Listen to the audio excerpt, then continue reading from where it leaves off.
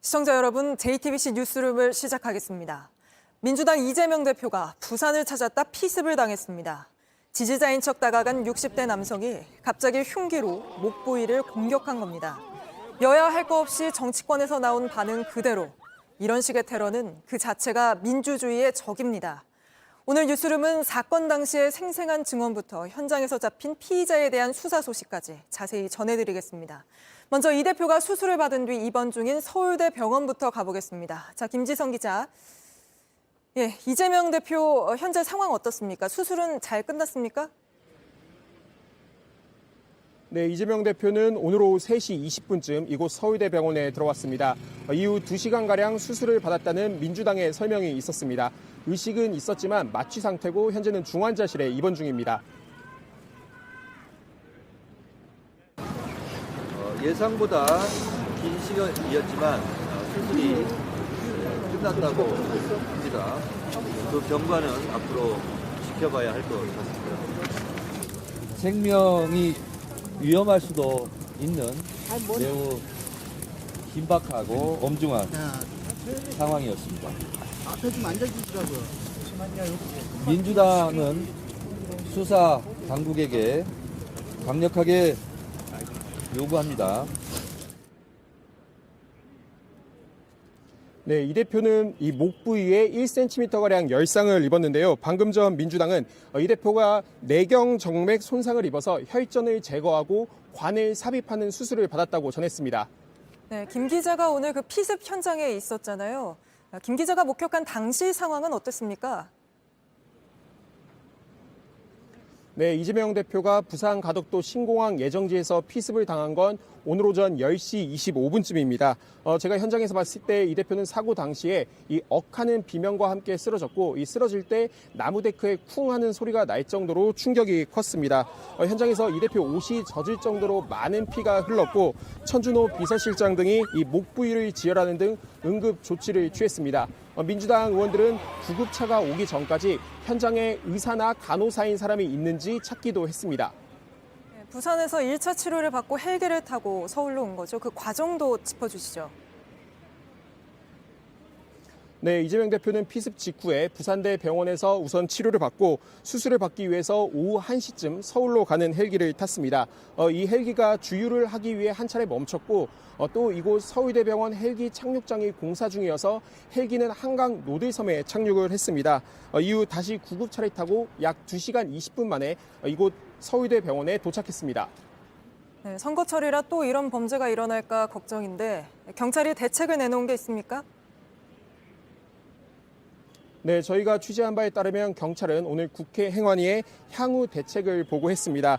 우선 경찰은 총선을 앞두고 정당 대표 등 주요 인사에 대해서 전담 보호팀을 꾸리겠다고 했습니다. 그리고 특히 관할 경찰서장 등 지휘관이 직접 현장에 나와서 지휘하겠다고 했습니다.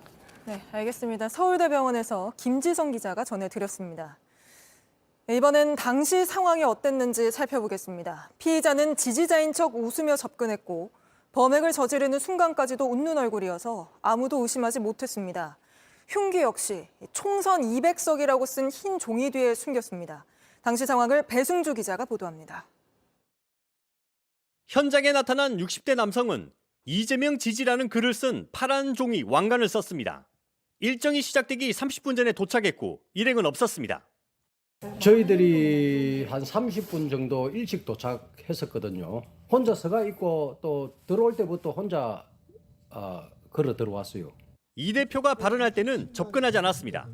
발언이 끝나고 이동하는 시점을 노린 걸로 보입니다. 이 대표 발언이 끝나서 움직이기 시작하자 멀리서 사인해달라고 외칩니다. 사람들에 막혀 거리가 좁혀지지 않자 한 번 더 외쳤습니다. 소리 지르면서 두세 번 정도 사인해달라고 이상하게 생각했어요. 왜 저러지? 보통 그러지 않거든요. 이 대표가 차량을 향해 움직이면서 대열이 흐트러지자 김 씨는 취재 기자들 뒤로 접근했습니다. 이 대표에게 접근하던 김 씨는 총선 200석이라고 쓴 흰 종이와 볼펜을 왼손에 들었습니다. 흉기를 든 오른손은 종이 뒤에 안 보이게 숨겼습니다. 웃는 얼굴에 이재명 지지 팻말을 든 김 씨에게 아무도 주의를 기울이지 않았습니다. 이 대표에게 흉기를 휘두르는 그 순간에도 웃는 얼굴이었습니다. 또 그런 사람 있으면 포기해서 있으면 경찰도 쳐다보잖아요. 의식을 못하는 거 이렇게 하면서. 김 씨는 현장에서 바로 제압됐고 관할 경찰서로 이송됐습니다. 한동안 묵비권을 행사했지만 살인 고의를 자백했고 지금은 수사본부가 차려진 부산경찰청에서 조사를 받고 있습니다. JTBC 배승주입니다. 경찰 조사에서 아직 정확한 범행 동기나 경위 등은 나오지 않고 있는데 저희가 취재해보니 피의자는 충남 아산에서 공인중개소를 운영해왔고 3주 전부터 이재명 대표 주변을 맴돈 걸로 파악됐습니다. 또 지역 주민들은 어제 범행 장소 근처에서 피의자를 봤다고도 말했는데 경찰 역시 숙박업소들을 돌며 피의자의 동선을 확인하고 있습니다. 윤도열 기자가 취재했습니다. 피의자 김모 씨가 운영하는 공인중개소 문은 닫혀 있었습니다. 주변인들은 김 씨가 보수 성향으로 알고 있었다고 했고 다만 주변인들에게 정치 이야기는 잘 하지 않았다고 말했습니다.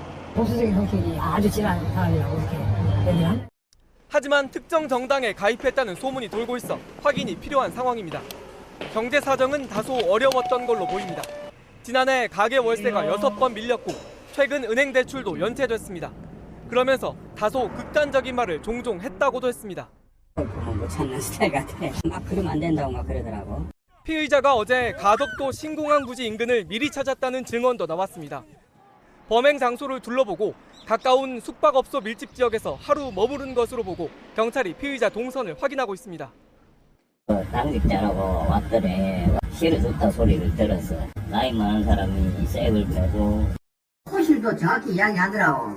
사이버 수사대에서 4명이 나오고 지문도 한다고 그렇게 하더라고. 김 씨는 지난달 13일 이 대표 부산 일정에서도 곁을 맴돌았습니다. 한 카페에서 열린 전세 사기 피해자 간담회였습니다. 카페 직원은 김 씨 얼굴과 상황을 기억하고 있었습니다.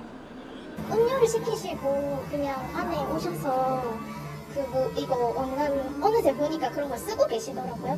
그냥 손님인 줄 알고 있었는데. 간담회가 끝나기 직전 한 발 먼저 나와 출발 전까지 차문 옆을 지켰습니다. 차문 옆에 바짝 붙자 제지를 당하기도 했습니다. 차가 떠나자 왕관을 벗었습니다. 경찰은 살인 고의를 자백한 김 씨가 정확히 어떤 이유로 범행을 결심했는지 추궁하고 있습니다. JTBC 윤두열입니다. 큰 충격에 빠진 정치권은 여야 할 것 없이 민주주의를 파괴하는 절대 용납할 수 없는 일이라고 한 목소리를 냈습니다. 여야 지도부 역시 정치적 해석이나 불필요한 발언을 자제해야 한다며 모두 이 대표의 빠른 회복을 기원했습니다. 정치권 반응은 최규진 기자입니다. 윤석열 대통령은 이재명 대표의 안전에 깊은 우려를 나타냈습니다. 이번 사건이 결코 있어서는 안 될 일이라며 철저한 진상 파악을 지시했다고도 했습니다. 아울러 대통령은 우리 사회가 어떠한 경우에라도 이러한 폭력 행위를 용납해서는 안 될 것이라고 강조했습니다. 민주당은 이 대표에 대한 테러 행위이자 민주주의에 대한 위협이라고 규정했습니다. 괴한에 의한 피습 테러를 강력히 규탄하고 명백한 민주주의 파괴 행위입니다. 어떠한 추측도 자제해 주시기를 부탁드립니다. 여당인 국민의힘도 자유민주주의 국가에서 용납할 수 없는 일이라며 유감의 뜻을 나타냈습니다. 이 사회에서 절대로 있어서는 안 되는 일이 생긴 거고요. 이재명 대표님의 빠른 회복을 진심으로 기원합니다. 여야 지도부는 공식 일정을 최소화하고 소속 의원들에게 정치적 해석이나 불필요한 발언은 삼가달라고 요청했습니다. 신당 창당을 준비 중인 이준석 전 대표는 생각이 다르다고 극단적인 행동을 하는 사람을 용납해선 안 된다고 했습니다. 이 대표와 각을 세웠던 이낙연 전 대표도 폭력은 민주주의의 적이고 절대 용납할 수 없다고 했습니다. 한편 민주당은 이 대표와 경남 평산마을에서 만날 예정이었던 문재인 전 대통령이 이 대표의 쾌유를 빌었다고 전했습니다. JTBC 최규진입니다. 그런데 이런 정치인을 상대로 한 테러는 과거에도 여러 차례 있었습니다. 커터, 칼에 망치, 또 초산까지 사용된 흉기도 다양했는데 강희연 기자가 되짚어봤습니다. 2006년 당시 한나라당 대표였던 박근혜 전 대통령은 서울 신촌에서 오세훈 서울시장 후보의 지원 유세 도중 50대 남성이 휘두른 커터칼에 크게 다쳤습니다. 이 사건으로 박 전 대통령은 오른쪽 뺨에 길이 11cm의 깊은 상처를 입었습니다. 송영길 전 민주당 대표는 2022년 3월 이재명 당시 민주당 대선 후보의 선거운동 중 60대 남성이 휘두른 망치에 수차례 가격당했습니다.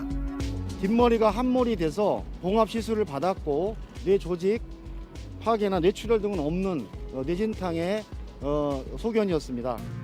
2018년 김성태 당시 자유한국당 원내대표는 국회 안에서 드루킹 특검을 요구하며 단식하던 중 한 남성에게 턱을 가격당했고, 원희룡 전 국토부 장관은 2018년 제주지사 후보 시절 한 토론회에서 지역 주민에게 달걀을 맞고 뺨까지 맞았습니다. 더 거슬러 올라가면 1969년 6월 당시 신민당 원내대표였던 김영삼 전 대통령은 신원불상의 사람들로부터 초산 테러를 당했습니다. 차량에 탑승 중이었던 김 전 대통령은 다치진 않았지만 정치인의 목숨까지 노린 테러로 큰 파장이 이어졌습니다. JTBC 강현입니다. 여야 정치권 일정은 줄줄이 취소되거나 축소됐습니다. 당장 김건희 특검법을 둘러싼 여야 대치도 오늘은 멈춰섰고, 이재명 대표와 각을 세우며 탈당 선언을 하려던 이낙연 전 대표도 주춤하게 됐습니다. 배양진 기자입니다. 민주당은 예정됐던 일정을 모두 취소했습니다. 당장 오늘 오후로 예정돼 있었던 이재명 대표와 문재인 전 대통령의 만남이 무산됐고, 내일 청와대 영빈관에서 열리는 신년 인사회 참석도 어렵게 됐습니다. 대신 내일 오전 비상의원총회를 열어 이 대표의 상태와 향후 당 운영 관련 사항을 논의하기로 했습니다.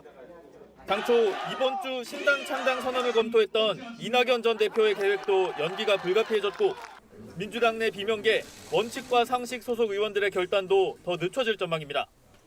조속한 민생법안 처리를 위한 여야 간 2+2 협의체 회의도 연기됐습니다. 신년 인사차 대전과 대구를 잇따라 찾은 한동훈 국민의힘 비대위원장도 오늘 저녁 예정됐던 대구 경북 신년교례회 행사 참석을 취소했습니다. 지금은 빠른 회복이 더 중요하잖아요. 그러니까 저의 마음이야 당연히 지금 언제든지 중단하고 가고 싶은데요. 치료하시는 상황을 보고 제가 그쪽 일정을 잘 맞춰보겠습니다. 이런 가운데 정부가 김건희 특검법 등 이른바 쌍특검 법안의 거부권 행사를 위해 국무회의 일정까지 오후로 늦췄지만 해당 법안은 정부로 이송되지 않았습니다. 이재명 대표 피습에 따른 거란 관측이 나왔지만 정부와 국회 사무처는 이재명 대표 사건이 알려지기 전에 정해진 거라며 이 대표 건과는 상관이 없다고 했습니다. 앞서 대통령실은 쌍특검 법안이 넘어오면 즉각 거부권을 행사하겠다고 밝힌 바 있습니다. JTBC 배양진입니다. 새해 첫날 일본을 덮친 강진으로 인한 사망자가 하루 사이 48명까지 불어났습니다. 그런데 일본에선 조금 전 저녁 6시쯤 도쿄 하네다 공항에서 항공기 2대가 충돌하면서 큰 불이 나는 사고까지 났습니다. 대형 여객기에 타고 있던 379명은 모두 구조됐지만 충돌한 항공기 측의 탑승객들과는 연락이 닿지 않고 있습니다. 이 소식부터 전해드리고 지진 현장으로 급파된 JTBC 특파원의 보도를 보시겠습니다. 먼저 김서연 기자입니다. 시뻘건 불길이 비행기를 뒤덮고 기체 밖으로 시커먼 연기가 뿜어져 나옵니다. 오늘 오후 5시 50분쯤 일본 하네다 공항 활주로를 달리던 일본항공 소속 여객기에서 불이 났습니다. 도쿄 소방당국이 펌프차 63대를 동원해 불길을 진압하고 있지만 불은 2시간째 계속되고 있습니다. 일본 항공에 따르면 사고 여객기는 오늘 오후 4시쯤 홋카이도를 출발해 오후 5시 40분쯤 하네다 공항에 착륙할 예정이었습니다. 하지만 랜딩 기어를 내리지 못하고 착륙해 활주로를 달리다가 해상보안청 항공기와 충돌한 것으로 파악됐습니다. 이 충돌로 항공기 엔진 부분에 불이 붙어 크게 번진 것으로 추정됩니다. 아사히 신문은 기체가 바퀴로 착륙하지 못하고 동체 착륙한 것으로 보인다고 보도했습니다. 당시 사고 여객기엔 어린아이 8명을 포함해 약 400명이 탑승해 있었습니다. 일본 항공 측은 불이 번지기 전에 전원 무사히 탈출했다고 밝혔습니다. 다만 해상보안청 항공기에 타고 있던 인원 6명 가운데 5명은 현재 연락이 닿고 있지 않습니다. 이들은 이시카와현 노토반도 지진의 재해 지역에 구호물자를 전달할 예정이었다고 합니다. 이번 화재로 공항 활주로가 폐쇄돼 항공편이 결항되거나 지연 운항되고 있습니다. JTBC 김서연입니다. 일본 이시카와현에 발생한 강진으로 현재까지 48명이 숨졌고 사망자는 더 늘어날 걸로 보입니다. 마을 하나가 서쪽으로 1m 넘게 이동하며 위치가 바뀔 정도로 지진의 위력은 강력했습니다. 김현애 특파원 보도 보시고 바로 현장 연결하겠습니다. 도로가 종이장처럼 찢기고 솟았습니다. 목조주택은 차 위로 폭삭 내려앉았고 그 힘을 견디지 못해 전봇대가 휘었습니다. 옆으로 아예 엎어진 7층 건물도 보입니다. 강진 직후 큰 불이 난 이해안 마을엔 주택들이 사라졌습니다. 불길이 200여 채를 통째로 집어삼킨 건데 그 아래 깔린 사람들이 아직 있습니다. 지금까지 파악된 사망자 수의 절반가량이 이곳 와지마시에서 나왔습니다. 自衛隊に関しては、現在現地に1000名の人員が到着している、入っているという報告を受けています。 심했던 지진의 여파는 지각 변동으로 뚜렷하게 잡힙니다. 지진의 진원지인 노토반도 끝에 있는 와지마시는 서쪽으로 1.3m 밀렸습니다. 문제는 여진입니다. 하루 새 100차례가 넘는 여진이 발생했고 또 다른 강진마저 우려되고 있습니다. 1週間程度、特に今後2、3日の間、最大震度7程度の地震に注意してください。 정전과 단수가 이어지고 있는 가운데 주민 3만 명이 피난소 생활을 이어가고 있습니다. 우려했던 쓰나미는 오늘 오전 10시를 기해 일단 주의보가 해제된 상태입니다. 네, 김현애 특파원, 지금 나가 있는 곳이 피해가 가장 컸던 곳이죠. 계속해서 사망자 수가 늘어나고 있는데 현장 상황 어떻습니까? 현재까지 일본 정부가 밝힌 사망자 수는 오후 6시 기준 48명입니다. 제가 나와 있는 곳은 와지마시인데요. 지진 직후 화재가 발생하면서 19명이 이곳에서 사망이 확인된 상태입니다. 와지마시로 들어가는 입구에는 소방차와 차량들로 뒤섞여 오다 가다를 반복하고 있는 상황인데요. 그만큼 구조 작업이 늦어진다는 얘기이기도 합니다. 김 특파원이 있는 곳이 지금 지진 진앙지와 가까운 곳이죠. 여진이 계속되고 있는 상황이라고요? 예, 그렇습니다. 저희 취재진이 이곳에 도착한 직후에도 진도 5의 지진이 발생하기도 했습니다. 이 때문에 가능한 안전을 확보한 상황에서 전해드리고 있습니다. 와지마시 일대는 현재 전화 연결이 어렵고 통신 상태도 고르지 못한 상황입니다. 지진으로 이시카와현에서만 2만 7천여 명이 넘는 피난민이 발생했는데 도로 곳곳이 끊어져 구호용품 전달이 어려운 상황입니다. 네, 계속해서 안전에 유의하면서 취재해 주길 바랍니다. 내일 비 예보가 있어서 구조 작업이 늦어질 수도 있는 상황이라죠? 취재진이 이곳으로 들어오는 사이에도 산사태와 함께 도로 곳곳이 무너진 장면을 목격하기도 했습니다. 일본 기상청은 노토반도에 오늘 밤부터 강한 비가 내릴 것으로 예상하고 있는데요. 이 때문에 지진으로 약해진 집안에 비가 더해지면서 산사태 우려가 더해지고 있습니다. 지금까지 이시카와현 와지마시에서 JTBC 김현예입니다. 지진이 발생한 이시카와현과 주변 지역에는 70년대 중반에 가동을 시작한 노후 원전이 여럿 있습니다. 일본 정부는 원전 피해는 없다고 밝혔지만 이후에도 강한 지진이 또 발생할 수 있어 우려는 남습니다. 정원석 기자입니다. 일본 도쿄의 서북쪽으로 동해안에 인접한 이시카와현과 후쿠이현 그리고 토야마현입니다. 이번에 진원으로부터 가장 가까운 이시카와현에선 실제로 인명피해가 발생하는 등 피해가 컸죠. 문제는 이 지역에 일본의 노후 원전들이 몰려 있다는 겁니다. 다카하마 원전 1, 2호기와 미하마 원전 등은 70년대 중반에 가동을 시작한 대표적인 노후 원전들입니다. 2011년 동일본 대지진 이후 가동을 멈췄던 이들 원전은 이후 아베 정권이 들어서면서 슬금슬금 재가동에 나섰습니다. 일본의 시민단체들과 지역 주민들의 거센 반발에도 불구하고 말이죠. 원전의 40년 운영 원칙을 바꿔 20년을 연장할 수 있도록 하면서 이런 노후 원전들의 재가동이 가능해졌습니다. 일본 정부는 이번 지진으로 인한 원전 피해는 없었다는 입장입니다. 이시카와현의 시카 원전 1호기에서 연료풀에 물이 흘러나와 냉각 펌프가 일시적으로 멈췄지만 3, 40분 뒤에 정상 작동하기 시작했고 주변에 방사선 누출도 없었다고 밝혔습니다. 또 미하마 원전과 다카하마 원전, 오이 원전 등에도 눈에 띄는 이상은 없었다고 설명했습니다. 하지만 지난 후쿠시마 원전 폭발 사고의 악몽이 떠오를 수밖에 없을 정도로 진원 인근에 밀집해 있는 노후 원전들로 인해 불안감이 증폭될 수밖에 없는 상황입니다. 특히 일본에선 2011년 이후 탈원전으로 방향을 잡았다가 다시 재가동 쪽으로 급선회한 것에 대해 비판의 목소리가 높습니다. 原発はいつどこで事故を起こすかわからないけれども、いつかどこかで必ず事故が起きると。 원전이 밀집된 후쿠이현에선 몬주 원전의 재가동이 무산되고 폐로 결정이 나기도 했고 주민들의 완강한 저항으로 추가 건설 계획이 무산되기도 했습니다. JTBC 정원석입니다. 이번 지진으로 동해안에는 31년 만에 최고 85cm 높이의 지진 해일이 밀려왔지만 큰 피해는 없었습니다. 과거 지진 해일은 파고가 2m에 달하고 피해도 컸는데 이번 상황과 어떤 점이 달랐는지 강나현 기자가 설명해 드립니다. 강원도 삼척군에 있는 임원항의 해일 피해 상황을 시찰하고 피해 주민들을 위로했습니다. 1983년과 1993년에도 일본에서 발생한 지진 해일이 우리나라 동해를 덮쳤습니다. 강도는 이번과 비슷했지만 당시 묵호에 2m 넘는 파고가 있는 등 이번 지진 해일보다 규모가 컸고 인명과 재산 피해도 있었습니다. 지진이 발생한 위치가 차이를 가른 것으로 분석됩니다. 기존 두 지진을 일으킨 단층 위치는 동해안과 거의 평행했습니다.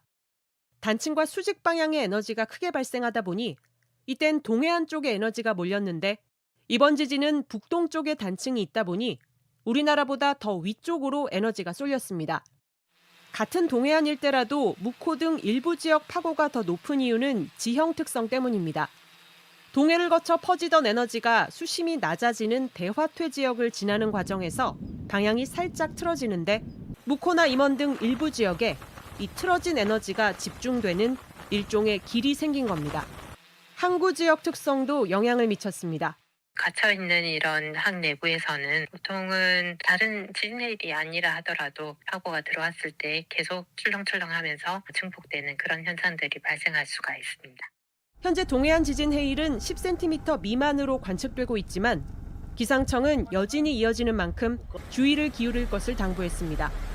JTBC 강나현입니다.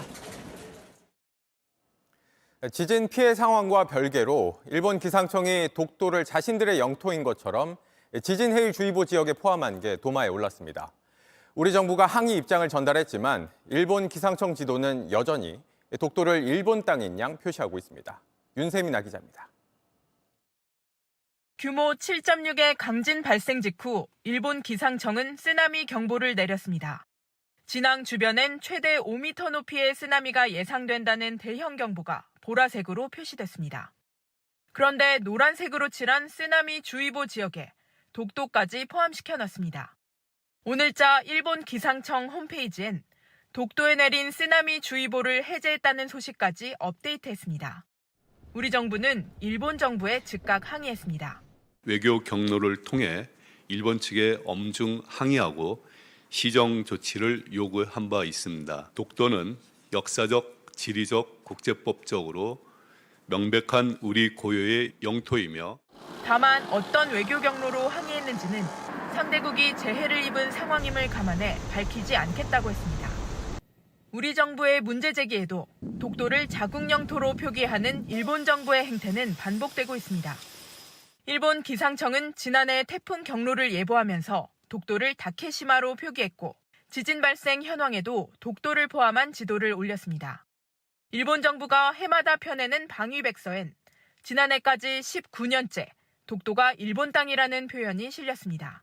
일본 누리꾼이 독도에 관한 잘못된 인식을 심어줄 수 있다는 게 문제고요. 또 지속적으로 항의를 해왔지만 지금까지도 변화가 없는 상태입니다.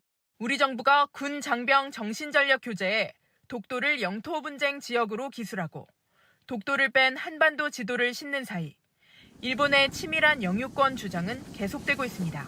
JTBC 윤세민입니다. 오늘 아침 경기 군포시의 한 아파트에서 불이 나 건강 문제로 거동이 어려웠던 50대 남성이 숨졌습니다. 이 남성의 아내는 남편을 구하려다 연기를 들이마시고 병원으로 옮겨졌습니다. 이승환 기자입니다. 아파트 복도는 시커먼 유독가스로 자욱합니다. 화재 경보기가 요란하게 울리지만 앞을 가늠하기 어렵습니다. 손전등 든 소방대원들이 연기를 뚫고 주변을 살핍니다. 막 문을 두들겨 소방관이. 그래서 내다보니까 연기가 있더라고. 건물 밖으로 대피한 주민들 사이로 의식 잃은 여성이 실려갑니다. 오전 7시 15분 경기 군포 15층짜리 아파트 9층에서 불이 났을 때 모습입니다. 연기가 앞으로 복도 쪽으로 막 꽉 차갖고 나도 아차해서 쓰러질 뻔해서 불이 막 밖으로 계속 나오더라고. 9층 불이 난 집엔 50대 부부와 10대 손녀가 있었습니다. 불이 난 직후 아내는 손녀를 먼저 대피시켰습니다. 그런 뒤 집으로 다시 뛰어들어갔습니다. 몸이 아파 움직이지 못하는 남편을 구하기 위해서였습니다. 하지만 연기를 마시고 쓰러졌고 구조대에 발견됐습니다. 아침에 먼저 출근했던 아들은 울었습니다. 건강이 약해져갖고 걷기가 좀 많이 불편하시던 거예요. 같이 살고 있다 보니까 어떻게라도 했을 텐데 같이 있는 상황이 아니었으니까. 불은 1시간 10분 만에 꺼졌고 주민 12명이 연기를 마셔 병원으로 갔습니다. 불은 집 안방에서 시작됐을 가능성이 큽니다. 안방 천장에 달린 전등에서 전선이 끊어진 흔적이 확인됐습니다. JTBC 이승환입니다. 어젯밤 강원 평창군 LPG 가스 충전소가 폭발하면서 5명이 다치고 주변 건물이 부서지는 사고가 났습니다. 경찰은 가스업체의 안전관리가 부실했던 걸로 보고 있습니다. 조승현 기자가 현장을 돌아봤습니다. 번쩍 불이 튀더니 곧 폭발이 일어납니다. 폭발 잔해가 미사일처럼 주민들에게 날아듭니다. 놀란 사람들, 신발이 벗겨져도 모를 만큼 필사적으로 달립니다. 어젯밤 8시 40분쯤부터 20여 분 동안 강원 평창군 LPG 충전소에서 가스가 새어나왔습니다. 충전소 앞쪽 도로 쪽은 사람 키만큼이었고요. 여러 번의 폭발과 화재로 이어졌습니다. 날이 밝고 드러난 마을의 모습은 참혹했습니다. 충전소 길 건너 주택은 완전히 불에 타서 마치 폭격을 맞은 듯 주저앉았습니다. 바로 옆에는 모텔이 있는데 담이 무너졌고 건물 외벽은 처참하게 뜯겨져 나갔습니다. 도로에 멈춘 찬 불길에 녹아 뼈대만 남았습니다. 반경 300m 안 건물이 부서지고 깨졌습니다.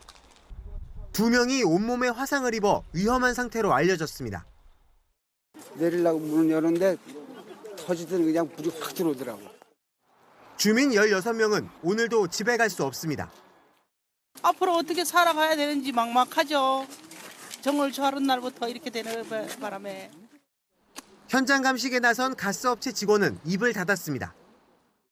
그럼 가스가 새는 거는 언제 알려주셨어요? 경찰은 운반 차량에 가스를 옮겨 싣는 과정에서 샜다고 설명했습니다. 업체가 안전관리를 제대로 안 했다고 보고 관계자 4명을 조사하고 있습니다. JTBC 조승현입니다. 고려대 의대가 이번 수시 모집에서 이례적으로 정원을 못 채웠습니다. 8명이나 충원하지 못했는데 왜 그런지 성화선 기자가 보도합니다. 고려대 의대는 올해 수시 모집에서 62명을 뽑을 계획이었습니다. 추가 합격자까지 선발했지만 결국 8명을 채우지 못했습니다. 지난해 미충원 인원이 1명도 없었던 것과 비교하면 이례적입니다. 입시업계에서는 의대 중에서도 상위권으로 쏠리고 있다고 설명합니다. 의대 지원 횟수를 한두 번이라도 더 늘려서 다른 대학 의대 동시에 합격을 하고 빠져나갔다 이렇게 추정이 됩니다. 더 상위권 의대 동시에 붙어서 지금 빠져나가는 구도가 또 현재 나타나고 있는 상황이다. 이른바 최상위권 의대 5곳은 수시 모집 인원을 모두 채웠습니다. 불수능과 의대 정원 확대 소식이 영향을 미쳤다는 분석도 있습니다. 수능이 좀 어려워서 수능 최저학력 기준을 충족한 인원이 예년에 비해서는 아마 조금 줄었다라는 점이 있을 것 같고요. 의대 정원이 확대된다라는 생각 때문에 조금 더 소신 지원을 하려는 그런 측면도. 앞서 정부는 첨단 분야 인재를 키우겠다며 관련 학과 정원을 늘렸습니다. 하지만 서울대, 연세대 수시 모집에서 정원을 다 채우지 못한 학과도 있습니다. 새로 만든 서울대 첨단 융합학부의 미충원 인원은 3명입니다. 첨단 학과 대신 의약학 계열로 빠져나간 걸로 추정됩니다. 미충원 인원은 정시 모집으로 선발합니다. JTBC 성화선입니다. 오늘 증시 개장식에 참석한 윤석열 대통령이 내년 시행을 앞둔 금융투자소득세를 아예 폐지하겠다고 밝혔습니다. 예고에 없던 발표에 이번에도 개인 투자자 표심을 겨냥한 거란 관측이 나옵니다. 이상화 기자입니다. 현직 대통령으론 처음으로 증시 개장식에 참석한 윤석열 대통령이 금융투자소득세를 폐지하겠다고 밝혔습니다. 구태의연한 부자 감세의 논란을 넘어 국민과 투자자, 우리 증시의 장기적인 상생을 위해 내년 도입 예정이었던 금융투자소득세 폐지도 추진하겠습니다. 금투세는 주식, 채권, 펀드 등 금융투자로 번 소득에 매기는 세금입니다. 만약 주식으로 5천만 원 넘게 벌었다면 그 차익의 20%를 세금으로 내야 합니다. 금투세는 문재인 정부의 자본시장 선진화 방안에 따라 지난해부터 시행할 예정이었습니다. 하지만 개인 투자자와 업계 반발이 거세지자 여야는 내년부터 시행하기로 합의했습니다. 그런데 세금을 관리하는 정부가 아니라 대통령실에서 폐지 발표가 먼저 나온 겁니다. 정부는 대통령 발언 직후에야 폐지를 공식화했지만 함께 손봐야 하는 증권거래세에 대해선 입장을 밝히지 않았습니다. 개인 투자자들은 환영하는 분위기입니다. 우리나라 큰 손들이 다 주식시장을 떠나거나 이제 그런 수순이 예상되었었는데 금투세가 폐지되면 오히려 시중의 유동자금, 대기자금이 주식시장으로 유입이 돼서 다만 총선을 앞두고 금융 관련 세제 개편이 일관성 없이 이뤄진다는 비판도 나옵니다. 지난달 대주주 양도소득세 완화 역시 정부는 검토한 적 없다고 밝혔지만 대주주 양도세 기준 완화와 관련해서 구체적으로 검토하고 있지 않다. 일주일여 만에 대통령실이 뒤집었습니다. 더구나 금투세 폐지는 국회를 거쳐야 하는데 이미 야당 의원들이 반대하고 있어 법안 통과도 불투명합니다. JTBC 이상화입니다. 다시 민주당 이재명 대표 피습 사건 소식 전해드리겠습니다. 경찰이 특별수사본부를 꾸렸고 피의자에 대한 조사를 지금도 이어가고 있는데 바로 특별수사본부로 가보겠습니다. 자, 정혜성 기자, 경찰 조사 지금은 어떻게 진행 중입니까? 네, 김 씨는 3시간 전쯤 이곳 특별수사본부로 압송됐습니다. 여러 질문을 던져봤는데 아무런 답을 하지 않았습니다. 조사실로 바로 들어간 뒤 저녁 식사를 했고 관련 진술을 이어가고 있습니다. 체포 직후 묵비권을 행사했지만 이후 이재명 대표를 살해하려 했다고 진술했습니다.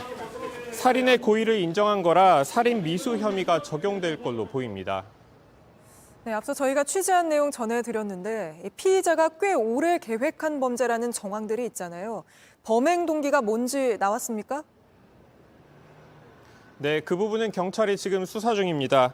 앞서 보신 저희 취재를 보면 김 씨는 3주 전 이 대표 일정에도 내내 주변을 맴돌았습니다.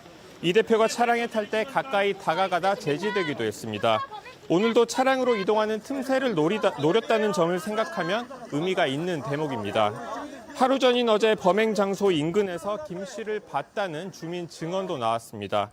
경찰은 인지 능력에는 전혀 문제가 없다고 했습니다.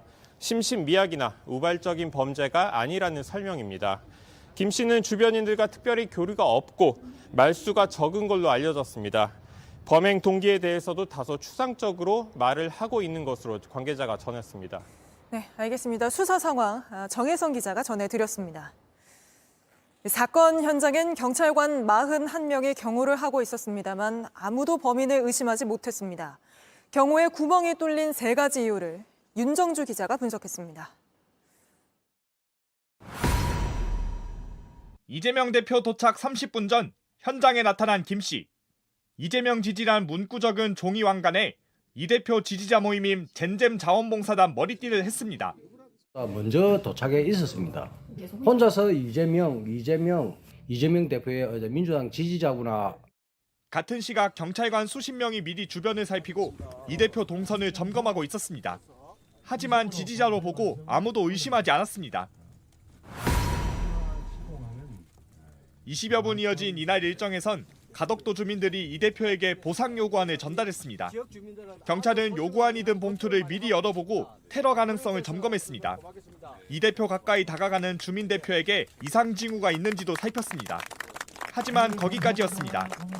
사전 검문 검색이 힘든 야외 행사였고 정치인 전담보호팀을 운영하는 선거 기간도 아니었기 때문입니다. 시민 소지품까지 검사할 순 없었고 김 씨는 흉기를 상의 주머니에 품고 지켜봤습니다. 일정을 마친 이 대표는 당직자와 지지자, 취재진에게 둘러싸여 이동했습니다. 김 씨는 대열이 흩어지는 틈에 웃으면서 다가갔습니다. 굳은 표정이나 이상 징후가 없는 모습이어서 경찰은 미리 차단하지 못했습니다. 적대적인 어떤 인사들이 돌출 행동을 하려는 예상하기가 쉽지는 않죠. 한두 명 정도 그래도 좀 근접 경호를 해줬었으면 어땠을까라는. 사건이 터지자 경찰은 주요 인사 경호를 강화하겠다고 했습니다. JTBC 윤정주입니다. 여야 지도부가 자제하라고 당부했습니다만 국민의힘 행사장에선 이재명 대표 피습이 쇼라는 외침이 터져나왔고 민주당에선 대통령 탓이라는 말이 나왔습니다. 온라인에선 자작극이라는 주장까지 일부 나오는데 김민관 기자가 보도합니다. 한동훈 국민의힘 비대위원장이 이재명 대표의 피습에 안타까움을 표시했지만 일부 당원들 사이에선 돌발 발언이 나왔습니다. 제가 아까 말씀드린 것처럼 야당의 대표가 피습당하는 사건이 발생했습니다. 한 위원장이 곧바로 손짓으로 제지했지만 이 대표를 비난하는 듯한 발언은 또 이어졌습니다. 10분 뒤 마이크를 잡은 대전 지역 당협위원장이 이 대표를 겨냥한 발언을 내놓은 겁니다. 범죄 차가 대표인 당입니다. 오늘 안타까운 일을 당했지만 그건 그거고 우리 민주당이 저지른 그런 일을 우리 잊어서는 안 됩니다. 피습 사건 발생 2시간 뒤 이경 전 민주당 상근 부대변인은 윤석열 대통령 탓을 했습니다. 대통령이 민생은 뒷전이고 국민 분열만 일으키니 이런 일이 벌어지는 것 아니냐는 주장입니다. 온라인에선 이 대표 피습이 조작된 사건이란 주장까지 나왔습니다. 칼을 든 범인의 공격이 너무나도 허술했고 이 대표가 기절한 척 연기를 한 것이라는 황당한 주장이 담겼습니다. 작성 직후 실시간으로 수십 개 댓글이 달렸고 논쟁도 이어졌습니다. 해당 글은 현재 지워진 상태입니다. JTBC 김민관입니다. 이스라엘이 가자 지구에서 병력 일부를 철수하겠다고 발표하면서 앞으로는 공격 수위를 낮추며 장기전에 들어갈 거란 관측이 나옵니다. 이 와중에도 가자 지구 남부에선 교전이 계속되고 있고 희생자도 잇따랐습니다. 박소연 기자입니다. 이스라엘이 가자 지구에서 5개 여단 병력 수천 명을 철수하기로 결정했습니다. חלק מלוחמי המילואים יחזרו למשפחותיהם ולעבודתם כבר השבוע. זה יאפשר הקלה ניכרת על המשק ויאפשר להם לצבור. 지난해 10월 하마스의 기습 공격에 대응해 이스라엘군이 가자 지구를 침공한 후 병력을 뒤로 물리는 건 이번이 처음입니다. 미국 정부 당국자는 이스라엘이 저강도 작전으로 점진적 전환을 시작한 신호라고 해석했습니다. 저강도 작전이란 무차별 폭격 대신 정밀 타격으로 적 수뇌부 등을 제거하는 전술로 지상군 병력 투입 규모를 줄이는 것을 의미합니다. 이스라엘은 가자지구 인근 주민들이 조만간 집으로 돌아갈 수 있을 것이라고 내다봤습니다. לפי המלצת צה"ל ומערכת הביטחון, אנחנו נחזיר בקרוב את היישובים שנמצאים בטווח של 4 ועד 7 קילומטר. 하지만 오늘도 가자지구 곳곳에선 총성과 폭음이 끊이지 않았습니다. 남부의 중심 도시 칸 유니스 등지에 폭격이 가해졌고 하마스는 이스라엘 중부와 남부 지역을 겨냥해 다수의 로켓을 발사했습니다. 이런 가운데 이스라엘 국유 성향 정치인들은 전쟁이 끝나면 가자 지구에 유대인 정착촌을 재건해야 한다고 목소리를 높였습니다. 가자 지구를 영구적으로 통치하겠다는 겁니다. 국제법상 팔레스타인 내 유대인 정착촌은 불법입니다. JTBC 박소연입니다. 경복궁 담벼락 낙서 사건에 이어 이번엔 70대 남성이 국회의사당역에 스프레이를 사용해 낙서를 했다 경찰에 붙잡혔습니다. 의미를 알 수 없는 말들을 썼는데 이 남성은 정치적 의도는 없다고 했습니다. 최지우 기자입니다. 대한민국 법 정치 같은 단어가 쓰여 있습니다. 알 수 없는 기호들도 적혀 있습니다. 어젯밤 10시쯤 70대 남성이 쓴 낙서입니다. 붉은색과 검은색으로 된 낙서는 국회의사당역 중에서도 국회로 향하는 6번 출구가 있는 벽면에 작성됐습니다.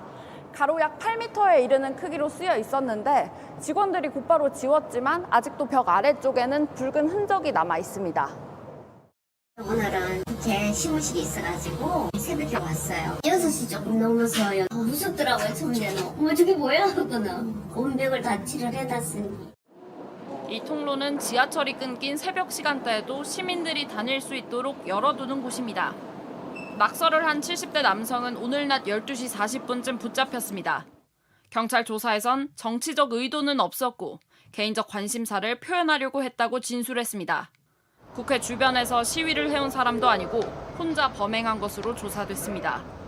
경찰은 경복궁 담벼락 낙서의 모방 범죄는 아닌 것으로 파악됐다고 밝혔습니다.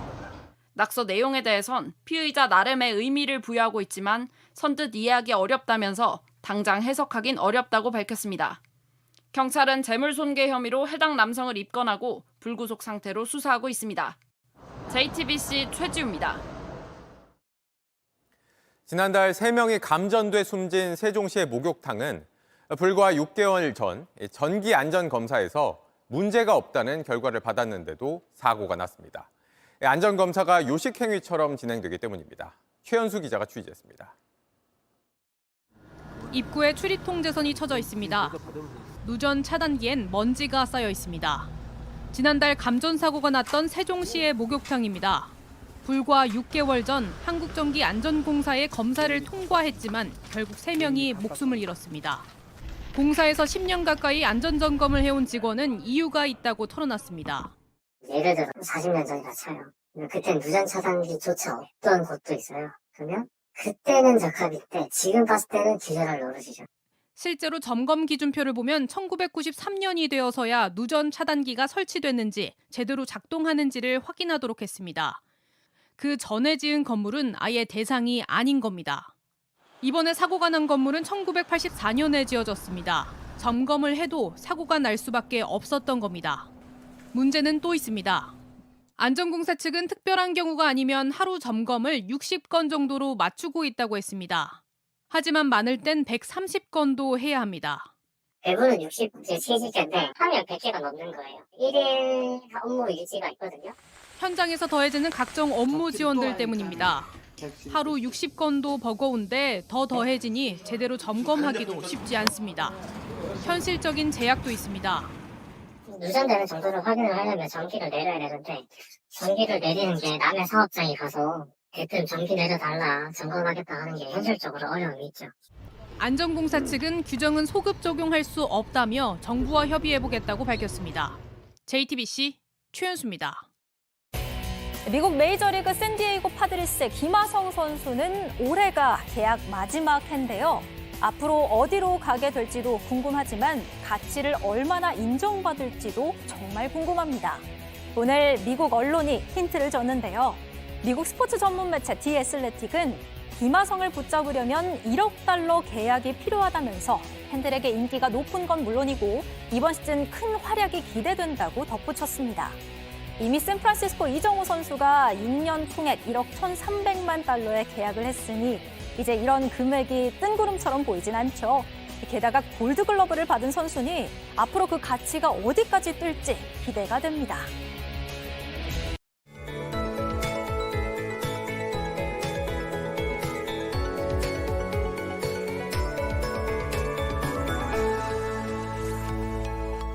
퇴근길 하늘빛이 흐렸습니다. 내일 전국 곳곳에 눈비 소식이 있는데요. 내일 오전까지 남부지방에 눈비구름이 집중되면서 제주 산지에 최고 10cm 이상, 남부 내륙은 최고 5cm의 눈이 쌓이겠고요. 오전부터 오후 사이 눈이 집중되는 중부지방은 최고 3cm의 눈이 예상됩니다. 포근한 날씨는 내일도 계속되겠습니다. 한낮에 5도까지 오르며 온화하겠는데요. 모레부터는 찬바람이 강해지면서 반짝 영하권의 추위가 찾아오겠습니다. 한편 내일 중서부와 전북을 중심으로 종일 공기가 탁하겠습니다. 그 밖에 강원 영서와 전남, 경북도 일시적으로 초미세먼지 농도가 나쁨 수준까지 치솟겠습니다. 내일 전국이 대체로 흐리다가 밤부터 차차 맑아지겠고요. 남부지방은 바람이 강하게 불겠습니다. 내일 아침 기온 서울 0도, 전주 창원 2도로 평년 기온이 웃돌겠고요. 낮 기온은 춘천 4도, 광주 7도, 부산 9도가 예상됩니다. 내일이 지나면 당분간 별다른 눈비 소식 없겠고요. 주말부터 영하권의 추위가 시작될 전망입니다. 날씨였습니다. 뉴스룸 저희가 준비한 소식은 여기까지입니다. 시청해주신 여러분 고맙습니다.